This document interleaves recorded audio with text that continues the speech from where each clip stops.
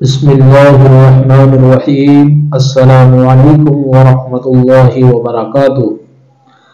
غرض یہ قافلہ دریاؤں کو عبور کرتا، دشوار گزار تلوں سے گزرتا، سخت بارش اور تیز دھوپ کی تکلیفیں اٹھاتا، جا بجا کام زر کی جستجو میں پھرتا رہا۔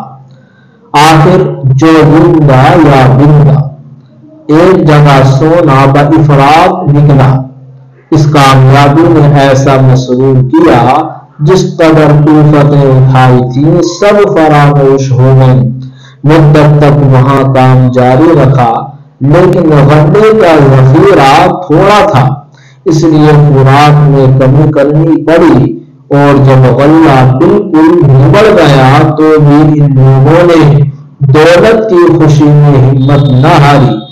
جنگل کی بڑی بوٹی کھا کر دن کاٹے، اور جتنا سونا جمع کیا تھا اس کو لے کر بندرگاہ کی طرف جوں توں کر کے مراجعات کی، لیکن فاقے کی صعوبت سے چند ہمراہی اثنائے راہ میں راہی عدم ہو گئے۔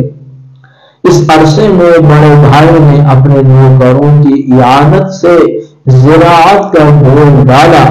اس کی سعی و محنت نے، جس کے ساتھ سلیقہ اور تجربہ بھی شامل تھا، اس ویرانہ جنگل کو باغ و بہار اور لالائے زار بنا دیا۔ خدا کی عنایت سے فصل اچھی ہوئی، ہر جنس کا غلہ اور ہر قسم کی ترکاریاں افراط سے پیدا ہوئی۔ بھیڑوں نے اتنے بچے دیے کہ ایک بڑا غلہ ہو گیا۔ دودھ، مکھن اور پنیر کی کچھ کمی نہ رہی۔ اس کے نوکروں نے وقت فرصت میں سمندر کی مچھلیوں کا شکار کیا اور نمک کھود کر کے ایک انبار جمع کر دیا۔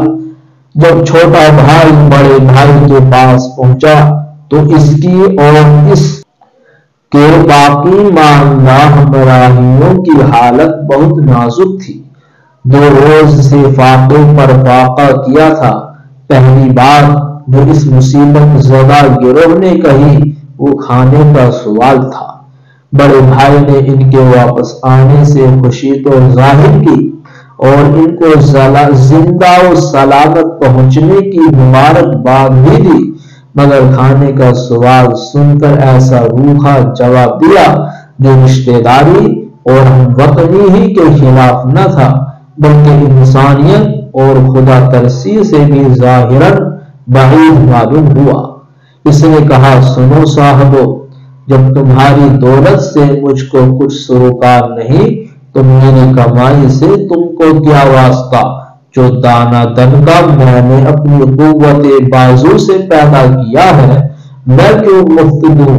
اگر تم کو ایسی ہی احتیاج ہے تو سونا لو اور کھانا لو۔ اس کم خلقی، نامہربانی اور بے رحمی پر ان لوگوں کو بڑا طیش آیا، مگر بھوک کے مارے لبوں پر دم آ رہا تھا۔ ناچار سونے کی ڈلیاں دے کر خریدا اور اپنی جان بچائی۔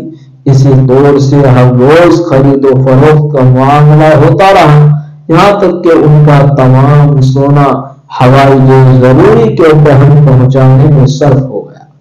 جب بڑے بھائی کو معلوم ہوا کہ ان لوگوں کا سرمایہ سب ختم ہو چکا ہے تو کہا، آج کل موسم اچھا ہے، ہوا بھی موافق چل رہی ہے، بہتر ہے کہ یہاں سے جہاز کا لنگر اٹھاؤ اور وطن پہنچ کر اہل و عیال کی خبر لو۔ خدا جانے ان پر کیا گزری اور تمہارے انتظار میں ان بیچاروں کا کیا حال ہوا۔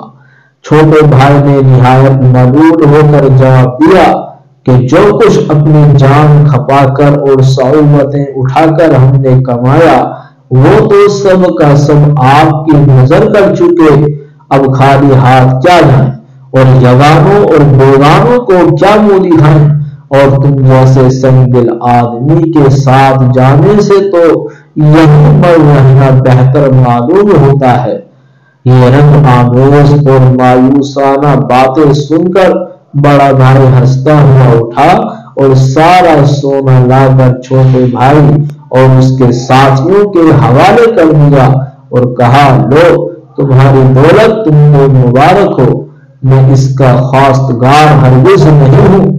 جو بے مروتی اور کج ادائی میں نے برتی، اس میں یہ مصلحت تھی کہ تم اپنی غلطی سے متنبہ ہو جاؤ، اور ہمیشہ اس نصیحت کو یاد رکھو، محنت سونے سے بہتر ہے۔ آخرکار سب لوگ خوش و خرم اپنے وطن کو روانہ ہوئے۔ چھوٹے بھائی نے گھر پہنچ کر چاہا کہ اپنے سونے میں سے نصف حصہ بڑے بھائی کو دے، مگر اس عالی ہمت نے پھر وہی جواب دیا، محنت سونے سے بہتر ہے۔ الحمدللہ، آج کا ہمارا یہ سبق مکمل ہوا۔